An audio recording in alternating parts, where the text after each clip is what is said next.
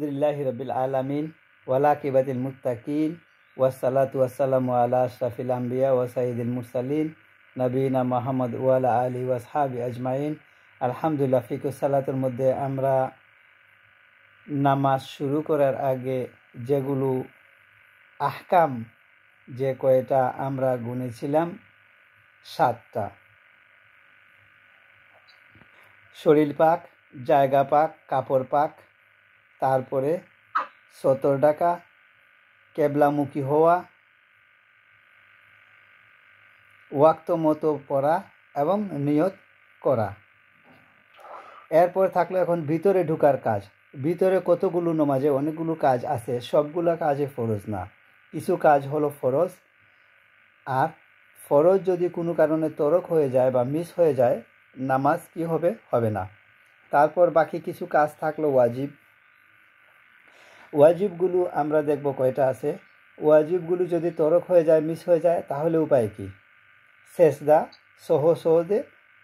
সহ দিয়ে ঠিক করা যায়। আর যদি ওয়াজিব পরে যে কাজগুলো আছে, অনেক কাজ তরক করে আমরা, সেগুলোকে কি করা বলা হয়? সুন্নত।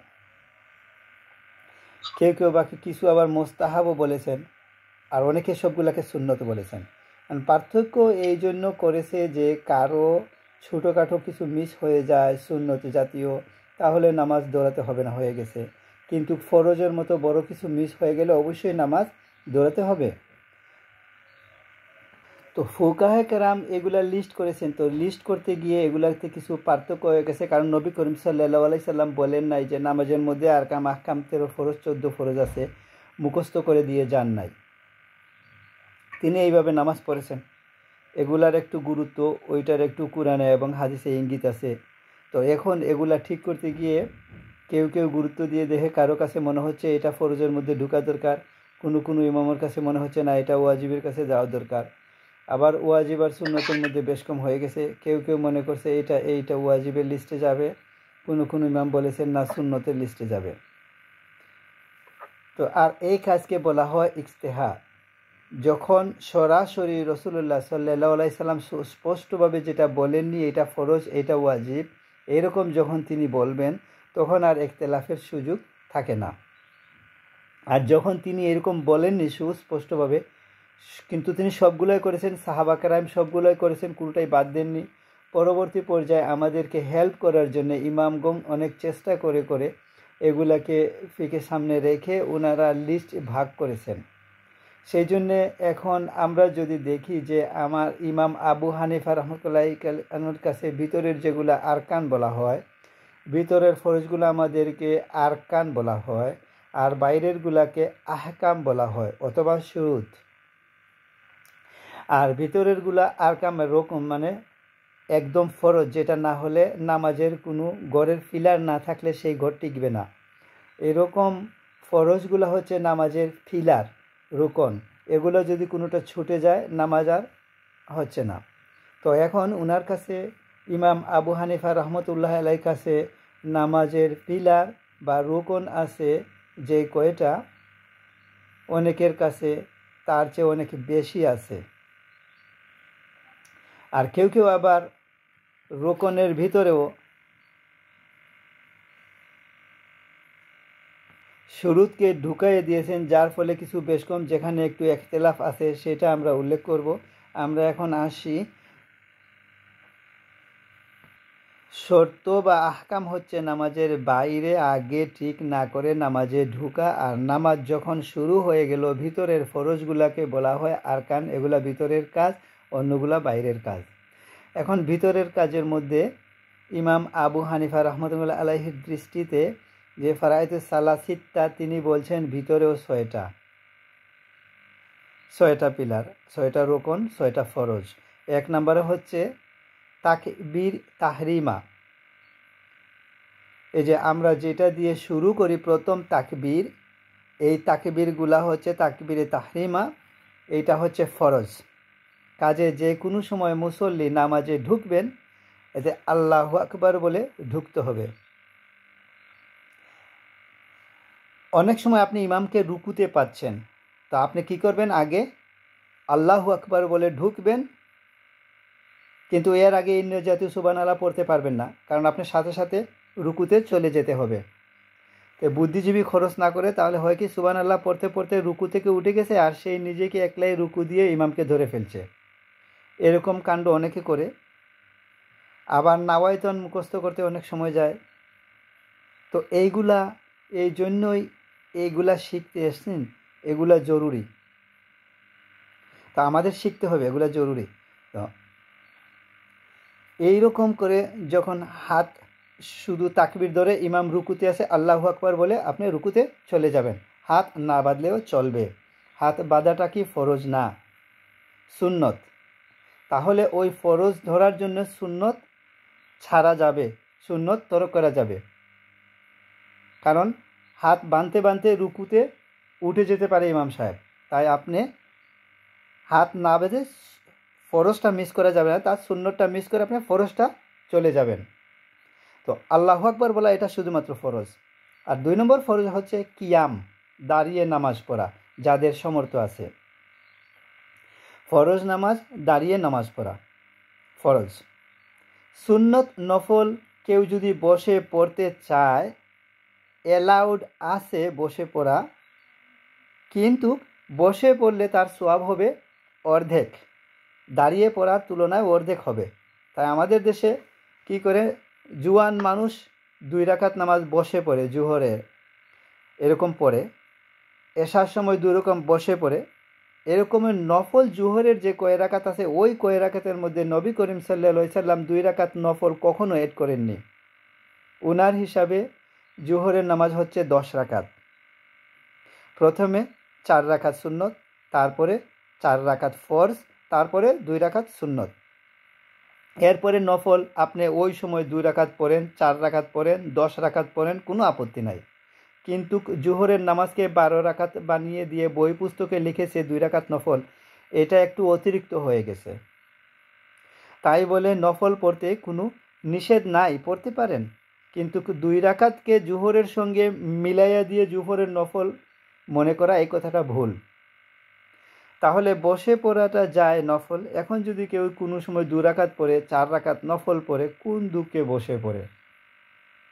পড়বাই যখন তো ভালো করে পড়ো, পুরো সওয়াব নেওয়া হোক, দাঁড়াইয়া পড়া হোক। শুধু রাসূল সাল্লাল্লাহু আলাইহি ওয়াসাল্লাম এক সময় 2 রাকাত নফল নামাজ বসে পড়েছিলেন, সেটা এশার পরে, যেটাকে হালকি নফল বলে। রাকাতাইনে 2 রাকাত পড়েছিলেন বসে, এটা এশার মধ্যে শুধু। অন্য সময় জওয়ান মানুষ যদি কেউ এই সময় নফল পড়ে 2 রাকাত বসে পড়লে জায়েজ আছে, কিন্তু সওয়াব হবে অর্ধেক। তো আপনি অর্ধেক সওয়াব নেবেন কেন? আপনি পড়বেনই যখন, তাহলে পুরো সওয়াব নেন। তাহলে 2 নম্বরে কিয়াম, যা দাঁড়িয়ে পড়া সম্ভব। যার পড়া সম্ভব নয় তার জন্য তো হাদিসে এসেছে যে ব্যক্তি দাঁড়াতে পারে না তিনি কি করবেন? বসে পড়বেন। আর বসেও পড়তে পারেন না, এত অসুস্থ, তাহলে শুয়ে শুয়ে পড়বেন। শুয়ে পড়ার 2টা তরিকা। কেউ বলেছেন যে নিজের চেহারাটাকে কিবলামুখী করে দেবেন কায়িত হয়ে শুয়ে, ডান দিক থাকে এইভাবে। আর কোনো ইমাম ফর্মুলা দিয়েছেন যে না, পা দুটাকে কেবলামুখী দিয়ে মাথাটা একটু বালিশ থেকে সামান্য উঁচু করলে তোমার চেহারাটা কেবলামুখী হয়ে যাবে। এখন কেবলামুখী হয়ে যখন শুবেন তো ইশারা কিভাবে করবেন? একটু রুকু এবং সুজুদ হবে ইশারাতে, ইশারাতে একটু ঝুঁকবে এরকম সময়, আর সেজদার সময় আরেকটু ঝুঁকবে, বাস। তাহলে এই কিয়াম ফরজ। আর যে ব্যক্তি কিয়াম করতে পারে না তিনি যদ্দূর করতে পারেন তদ্দূর ফরজ। কিয়াম করতে পারেন না, বসে পড়েন, তাহলে বসে পড়া ফরজ হবে।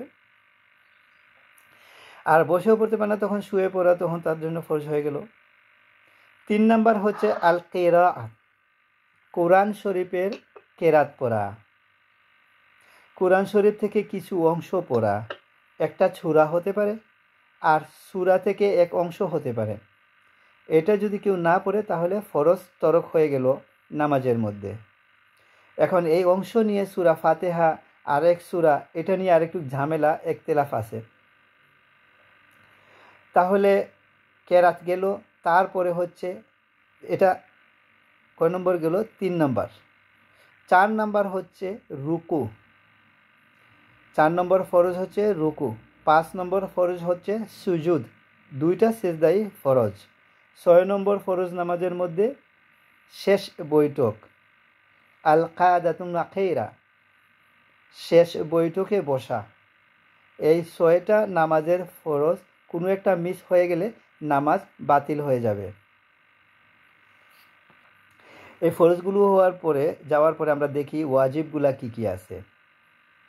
ওয়াজিবের মধ্যে প্রথমে আল্লাহু আকবার বলে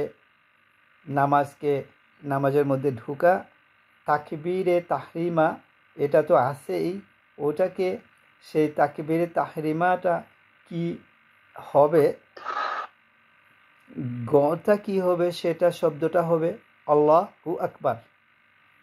কেউ যদি বলে আল্লাহু আযম, আল্লাহ এটাও অর্থ আল্লাহ বড়, তো আজিম থেকে আজম, আল্লাহ সর্বসবচেয়ে বড়, এটা হতে পারে সে অর্থ। কিন্তু ওয়াজিব হচ্ছে যে আল্লাহু আকবার শব্দটা বলা, সমর্থক যদি হয় তারপরেও সেটাতে না গিয়ে আল্লাহু আকবার শব্দের মধ্যে সীমাবদ্ধ থাকা, এটা হচ্ছে ওয়াজিব।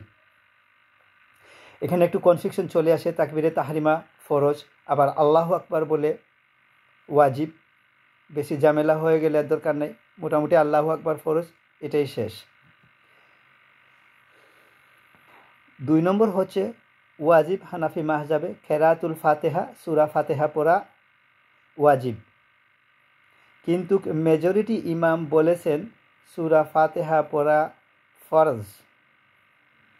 আসলে অনেক ইমাম ওয়াজিব এবং ফরজের মধ্যে কোনো পার্থক্য করেননি, যার ফলে ওনাদের লিস্ট একটা হয়েছে। তো এই যে লিস্ট বানাতে গিয়ে ইমামদের মধ্যে একতেলাফ হয়েছে, তার একটা লম্বা বিষয়। এগুলা মাদ্রাসা বড় বড় মুফতি যারা যখন ফিকহ পড়েন সেখানে বিস্তারিত আলোচনা হয় কেন এই একতেলাফটা হয়েছে কোনো কোনো দিক থেকে।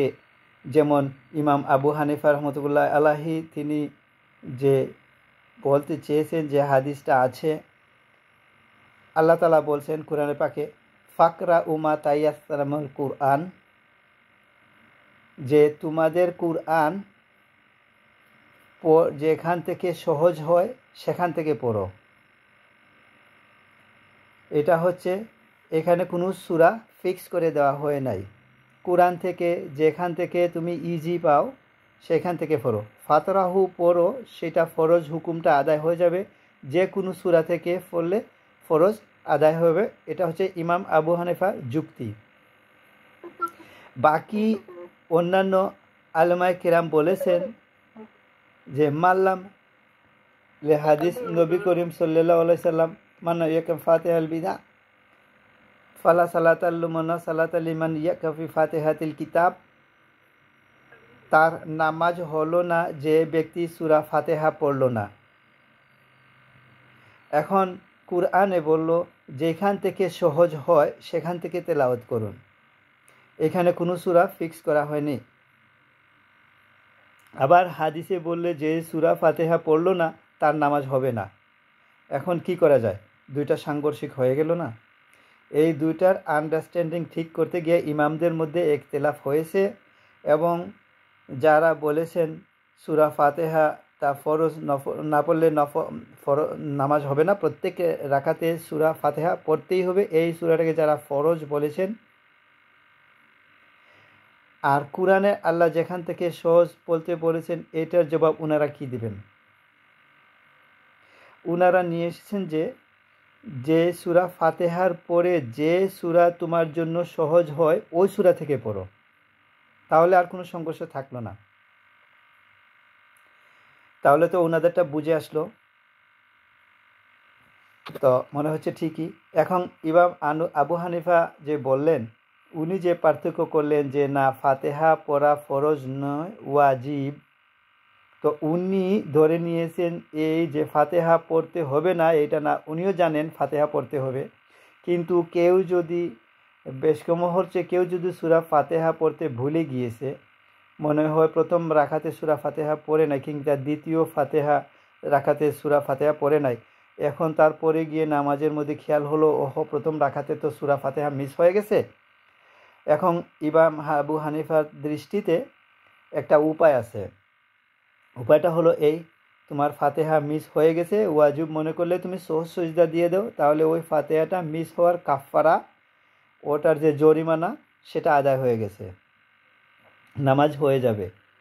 আর যারা বলেছেন ফরজ, তাদের দৃষ্টিতে নামাজ হবে, তারা কি করতে হবে, নামাজ ছেড়ে দিতে হবে, আবার নতুন করে শুরু করতে হবে। সূরা ফাতিহা না পড়লে নামাজটা ফরজ তরক হয়ে গেছে।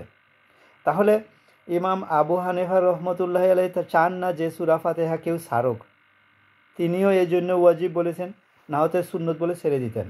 কিন্তু একটু ফাঁক ফোকর তিনি তৈরি করেছেন যাতে করে এটা এক্সপ্রিয়েশন হয়, এবং কোরআনের আয়াত যেহেতু অপর দিক থেকে বলে দিয়েছে, কোরআনের আয়াত শুধু দ্বিতীয় সূরার জন্য উল্লেখ নয়, মোটামুটি পুরা কোরআনের কিছু অংশ দুটা যে এক জায়গায় পড়া হয়ে গেলেই ফরজ আদায় হয়ে গেল। এখন ওনার কাছে অন্যান্য ইমামদের কাছে তুলনায় ওনার কাছে কেরাত কেন্দ্রিক দুইটা ওয়াজিব আছে।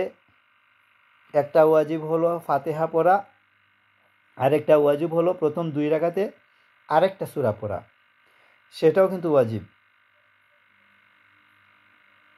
আর দুটা কেন্দ্রিক যে কোনো একটা যদি পড়ে তাহলে ফরজ আদায় হয়ে গেল। অনেকেই বুঝেন নাই, এখানে একটু জটিলতা আছে। হানাফি মজরে ওনারা বলেছেন যে 2টা ওয়াজিব আছে। মনে করেন সূরা ফাতিহা পড়লেন, সূরা ফাতিহা পড়া এক ওয়াজিব, আরেক সূরা পড়া আরেক ওয়াজিব। এখন কেউ একটা পড়েছে, যদি সূরা ফাতিহা পড়ে আর অন্য সূরা পড়েইনি, ইমাম আবু হানিফা রহমতুল্লাহের দৃষ্টিতে সূরা ফাতিহা পড়েছে, অন্য সূরা পড়েনি, কি মিস করেছে, ওয়াজিব মিস করেছে। এখন উনি কি করবেন, সহজ সিজদা করবেন, এটা বুঝে আসছে। সূরা ফাতিহা মিস করেছেন কিন্তু অন্য সূরা পড়েছেন, এখনও কি হয়েছে, ওয়াজিব মিস হয়ে গেছে, সহজ সিজদা করতে হবে। এই ওয়াজিব মিস হয়েছে কিন্তু ফরজ মিস হয় নাই। কেন ফরজ মিস হয় নাই বলেন তো?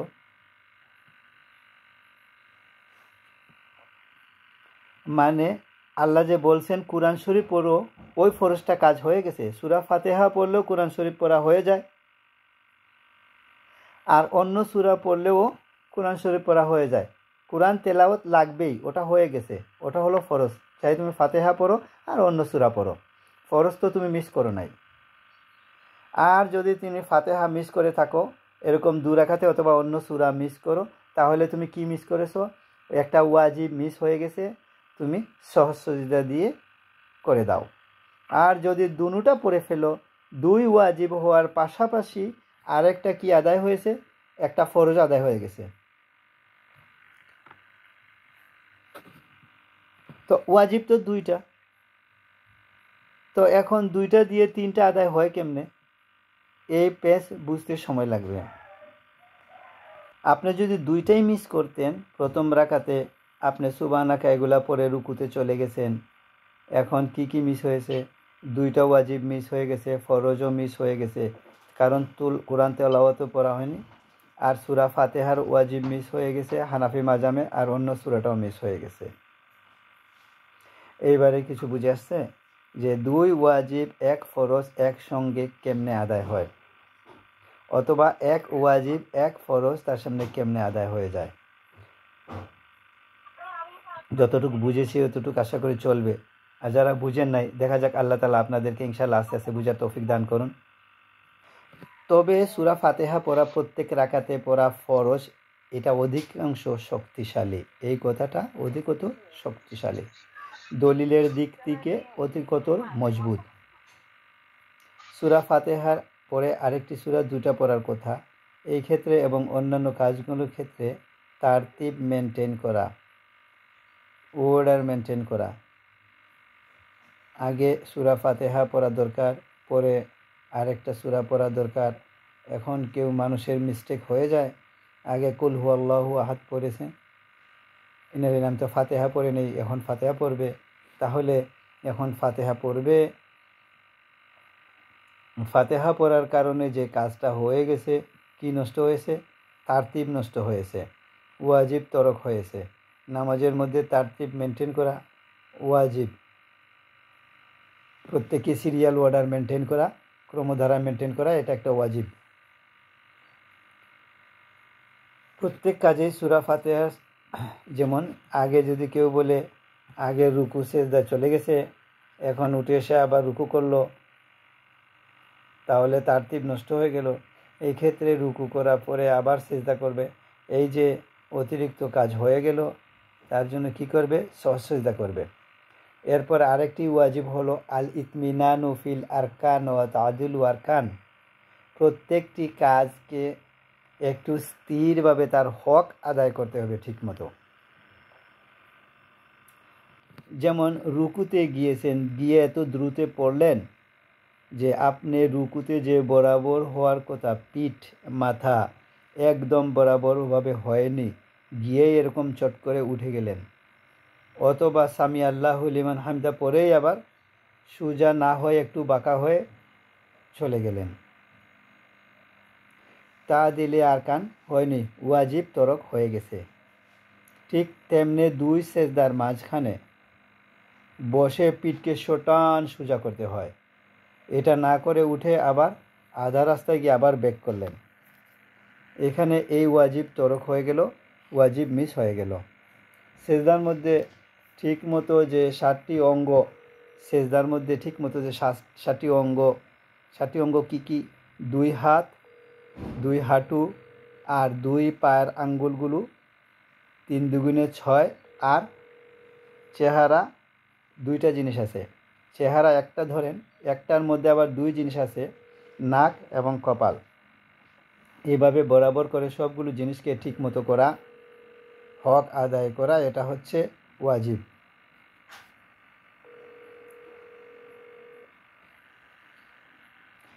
আগে নাক না কপাল, এগুলা সুন্নতের মধ্যে যাবে। যারা একতেলাফ আপনারা দেখেন বেশি বেশি করে হয়, বিভিন্ন মিডিয়ার মধ্যে এখন একতেলাফ নামাজের বিষয় নিয়ে আসে, কিভাবে নামাজ হবে, এগুলা মেজরিটি একতেলাফ হয়েছে কোন জিনিস নিয়ে? সুন্নত বিষয়গুলি নিয়ে। ফরজ বিষয় শুধু সূরা ফাতিহা ফরজ না ওয়াজিব, এটা নিলে একতেলাফ হয়েছিল, আর বাদ বাকি সবগুলা একতেলাফ মেজরিটি সুন্নত নিয়ে। কাজে এটা নিয়ে তো যুদ্ধ করার কোনো দরকার নেই, চেষ্টা করা দরকার। সেই হাদিসে যেটা পাওয়া যায় সেটার দিকে আমাদের আমলটা এভাবে নিয়ে আসতে পারে। 2 সেজদার মাঝখানে ইতমিনান হওয়া, এটাও কিন্তু ওয়াজিব। তার আগে রুকুর মধ্যে রুকু থেকে উঠে কাওমা ঠিক মতো যে দাঁড়ানোর কথা, সেটা ওয়াজিব। 2 সেজদার মাঝখানে বসাটা, সেটাও ওয়াজিব।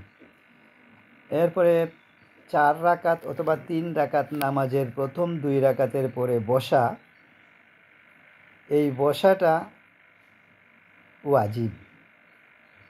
বসে আত্তাহিয়াতু পড়া, সেটা আরেকটা ওয়াজিব। তাহলে একসঙ্গে 2 ওয়াজিব হচ্ছে। 2 রাকাতের পরে বসলে বসাটা ওয়াজিব, আবার বসার পরে আত্তাহিয়াতু পড়াটা ওয়াজিব। এরপরে শেষ বৈঠকটা ফরজ, কিন্তু শেষ বৈঠকে আত্তাহিয়াতু পড়া এটা ওয়াজিব। এবং এরপরে যে দুরূদ শরীফ পড়া হয়, আল্লাহুম্মা সাল্লি আলা মুহাম্মাদি, এইটা ওয়াজিব বলেছেন আমাদের মাযহাবের অনেক ইমামরা, কিন্তু বাকি অনেক ইমামরা এইটাকে সুন্নত বলেছেন। এখন যখন কোনো মিশরি লোক ইমামতি করে, আপনারা আত্তাহিয়াতুর পরে আল্লাহুম্মা সাল্লি আলা শেষ করতে পারেন না, ইমাম সালাম ফিরে গেছে, এরকম হয়। আরব দেশে অনেকেই এরকম, তারা এটা সুন্নত মিস করে, তারা ওয়াজিব মনে করে না। কিন্তু কথা হলো, যদি ওয়াজিব মনে নাও করে, তাহলে সুন্নতকে আসলে আমল করা উচিত। কারণ রাসূলুল্লাহ সাল্লাল্লাহু আলাইহি সাল্লাম কি বলেছেন? সল্লু কামা রাআইতুমুনি উসাল্লি, আমাকে যেভাবে নামাজ পড়তে দেখেছো সেভাবে নামাজ পড়ো। উনি তো সেই দুরূদ শরীফ পড়েছেন, এটা অনেক সময় মিস হয়ে যায়। তারপরে আরও কিছু ওয়াজিব আছে। কেউ বলেছেন যে তৃতীয় রাকাতের পরে দেরি না করে আত্তাহিয়াতু থেকে উঠে একটু না বসে সোজা উঠে যাওয়াকে ওয়াজিব বলেছেন। এরপরে হলো সালাম করার কাজটা দুই দিকে ওয়াজিব, সালাম করার কাজটা ওয়াজিব। যদিও এটা অনেক ইমামরা এটাকে শুধু হানাফি মজম সালামটাকে ওয়াজিব বলা হয়েছে, বাকি ইমামরা এই সালামটাকে ফরজ বলেছেন। কারণ হাদিসে নবী করিম সাল্লাল্লাহু আলাইহি সাল্লাম বলেছেন, নামাজ শুরু হয় তাকবীরে তাহরিমা দিয়ে আর শেষ হয় সালাম দিয়ে। তো আগের এবং শেষের দুইটাকে উনি খুব জরুরি মনে করে ফরজের লিস্টে ঢুকিয়ে দিয়েছেন, আর হানাফি মজমে ঢুকিয়েছেন বের হওয়াটা ওয়াজিবের লিস্টের মধ্যে। এরপরে থাকলো ইমাম যদি কেউ হন, তার জন্য জাহারি সালাতে যে নামাজে কেরাতগুলো জুড়ে পড়তে হয় সেইগুলো জুড়ে পড়া ইমামের জন্য ওয়াজিব। আর ইমাম সব ভুলে গেছেন, মাগরিবের সময় সূরা ফাতিহা আসরের মতো মনে মনে পড়ছেন, এখন উনি যদি এরকম করে ফেলেন তাহলে উনার কি হয়েছে, ওয়াজিব তরক হয়ে গেছে, উনাকে সজদা করতে হবে। আবার যে সমস্ত আরেকটা ওয়াজিব হচ্ছে, যে সমস্ত নামাজে সেরি কেরাত আছে চুপে চুপে পড়তে হয় সেগুলাকে ইমাম সাহেব জুড়ে পড়া শুরু করে দিয়েছেন, তাহলে সেখানেও ওয়াজিব তরক হয়ে গেছে, এখানেও সজদা লাগবে। এটা হচ্ছে ইমাম সাহেবের কথা। তো ইমাম সাহেবদের আরও আছে, যেমন জুমার দিনে জুড়ে পড়তে হবে, ঈদের নামাজ জুড়ে পড়তে হবে, তারাবির নামাজ জুড়ে পড়তে হবে, বিতির যখন রমজানের জামাতে পড়তে হবে তখন জুড়ে পড়তে হবে। এগুলো সব ইমামের জন্য জুড়ে পড়া ওয়াজিব, এগুলো মিস করলে সজদা করতে হবে। এখন হলো, যদি ব্যক্তি একলা পড়েন, ওনার জন্য ফর্মুলা, রাত্রের বেলা যদি উনি রাতের নামাজগুলো দুটো অপশন আছে, জুড়েও পড়তে পারে আস্তেও পড়তে পারে, কিন্তু দিনেরগুলোর ক্ষেত্রেও মুখাইয়ার বা তহরিবস ওয়াল আফদালুল জারি আল কুরআন আদা ওয়াল হাইয়াতুল জামা, ব্যক্তির জন্যে এই ক্ষেত্রে দুটোই অপশন রয়েছে। তারপরে হচ্ছে ইসরাল ইমামুল মুনফারিকি সালাতুল জহর আসর, কিন্তু জুহর আর আসরের ক্ষেত্রে ইমামের জন্যে এবং ব্যক্তি একলা পড়লে উভয়ের জন্যই আস্তে পড়া ওয়াজিব। শুধু রাত্রের বেলা এই কনসিডারেশন আছে যে আপনি রাতে একলা তারাবি পড়ছেন, নফল পড়ছেন, তাহাজুদ পড়ছেন, এমনকি আপনি যখন মাগরিব পড়ছেন একলা, এশা পড়ছেন একলা, আপনি চাইলে জুড়ে পড়তে পারেন, চাইলে আস্তে পড়তে পারেন, কিন্তু ইমামের জন্য জুড়ে পড়া ওয়াজিব। এরপরে হানাফি মজমের আরও এসেছে, সালাতুল ভিতর কুনুত ওয়াজিব বলেছেন, এবং ঈদের দিনের অতিরিক্ত তাকবীরগুলোকে ওনারা ওয়াজিব বলেছেন। শুধুমাত্র ইমাম আবু হানিফার ফতোয়া, ওনার দুই বড় শাগির্দ, দুই শিষ্য ইমাম মুহাম্মদ এবং ইমাম আবু ইউসুফ, এই দুইজন কিন্তু খুব জাদরেল ইমাম। ওনাদের মত হচ্ছে যে না, ভিতরের কোনো এটা ওয়াজিব নয়, এটা সুন্নত, আর ঈদের তাকবীরগুলো সুন্নত। এখন দুজন এই পড়ার পক্ষে মত দ্বিতীয় বলেন, কেউ বলেন না যে তাকবীর মিস করে ফেলো আর কুনুত লাগবে না, কিন্তু সুন্নত আর ওয়াজিবের কথা বলার মধ্যে, হুকুম দেওয়ার মধ্যে পার্থক্য কী হবে? যদি ওয়াজিব মনে করা হয় তাহলে কুনুত মিস হয়ে গেলে কি করা দরকার? সহসিজদা করা দরকার। ঈদের নামাজের ওয়াজিব মিস হয়ে গেলে কি করা দরকার? সহসিজদা করা দরকার, কারণ ওয়াজিব বলা হয়েছে। কিন্তু যেহেতু একলাই ইমাম আবু হানিফার এই মত, ওনার দুই বড় শাগির্দে ওনার বিপরীত মত দিয়েছেন, কাজেই এই ক্ষেত্রে ফতোয়া হচ্ছে ওয়াজিব মিস, কুনুত, দোয়া কুনুত মিস হয়ে গেলে সহসিজদা লাগবে না। ঈদের নামাজে যদি ইমাম সাহেব কোনো রুকু তাকবীর এক্সট্রা মিস করে ফেলেন, দ্বিতীয় রাকাতে তৃতীয় রাকাতে তাকবীর না দিয়ে কোথায় চলে গেলেন, রুকুতে চলে গেলেন, এই রুকু কুনুত তাকবীর মিস হয়ে গেল একটা, তাহলে সহজদা করা লাগবে না। মাসালা ক্লিয়ার?